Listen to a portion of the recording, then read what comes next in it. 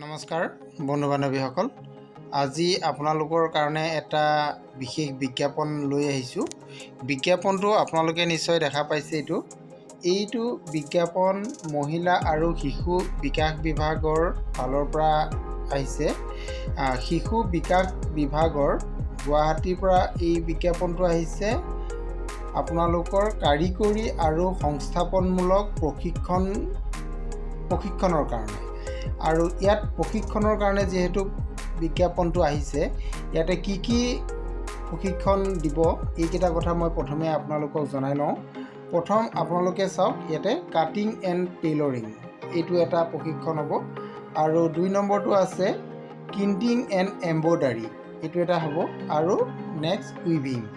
এই তিনিটা আপোনালোকক প্ৰশিক্ষণ দিয়া হ'ব। এই তিনিটা প্ৰশিক্ষণৰ কাৰণে আপোনালোকে আবেদন কৰিব লাগিব। আৰু আবেদন কৰিবলৈ হ'লে আপোনালোকৰ শিক্ষাগত অৰ্হতা কিমান প্ৰয়োজন হ'ব এইটো কথা আপোনালোকে প্ৰথম জানি ল'ব লাগিব। শিক্ষাগত অৰ্হতা আপোনালোকৰ হায়াৰ ছেকেণ্ডাৰীৰ পৰা ক্লাছ 8 পাছলৈকে দিয়া হ'ব।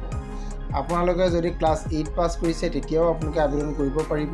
যদি আপুনি মেট্ৰিক পাছ কৰিছে তেতিয়াও আবেদন কৰিব পাৰিব, বা আপুনি যদি হায়াৰ ছেকেণ্ডাৰী পাছ কৰিছে তেতিয়াও আপুনি আবেদন কৰিব পাৰিব।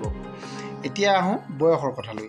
বয়সটো আপোনালোকৰ ইয়াতে 18 বছৰৰ পৰা 38 বছৰৰ ভিতৰত আপোনাৰ হ'ব লাগিব, তেতিয়া আপুনি এই পদৰ কাৰণে আবেদন কৰিব পাৰিব। আৰু এই ট্ৰেইনিঙৰ সময়ত আপোনালোকক মাহিলী 150 টকাকৈ আপোনালোকক এটা জলপানীও চৰকাৰৰ ফালৰ পৰা দিয়া ব্যৱস্থা কৰিছে। গতিকে আপোনালোকে ট্ৰেইনিংটো পাব, লগতে 150 টকাও আপোনালোকে জলপানী লাভ কৰিব। আৰু লগত আপোনালোকৰ ট্ৰেইনিং শেষ হোৱাৰ পাছত আপোনালোকে প্ৰমাণ পত্ৰ পাব। আৰু তাৰ উপৰিও আপোনালোকে ইয়াৰ ওপৰত নিৰ্ভৰ কৰি আপোনালোকে নিৰ্দিষ্ট কৰ্মসংস্থাপনো আপোনালোকে লাভ কৰিব পাৰিব। এইখিনি কথা আপোনালোকে ইয়াতে উল্লেখ কৰিছে। আৰু ইয়াত আবেদন কৰিবলৈ হ'লে আপোনালোকে আছাম গেজেট পাৰ্ট 9ৰ যিখন ষ্টেণ্ডাৰ্ড ফৰ্ম, সেই ষ্টেণ্ডাৰ্ড ফৰ্ম ফিল আপ কৰিব লাগিব। ইয়াতে এইটো কথা উল্লেখ আছে, আপোনালোকে চাব পাৰিব। ফৰ্মখন ফিল আপ কৰি আপোনালোকে নিৰ্দিষ্ট এড্ৰেছত আপোনালোকে জমা দিব লাগিব। ইয়াতে উল্লেখ কৰা আছে তাৰিখটো, আপোনালোকে নিশ্চয় দেখিছে। এই তাৰিখৰ আগতীয়াকৈ আপোনালোকে ফৰ্ম জমা দিব লাগিব। আৰু ফৰ্ম আপোনালোকে জমা দিব ক'ত? ফৰ্ম জমা দিব লাগিব আপোনালোকে ইয়াতে দেখিছে নিশ্চয়, এইটো যিটো এড্ৰেছ দিয়া আছে এই এড্ৰেছত আপোনালোকে ফৰ্ম জমা দিব লাগিব।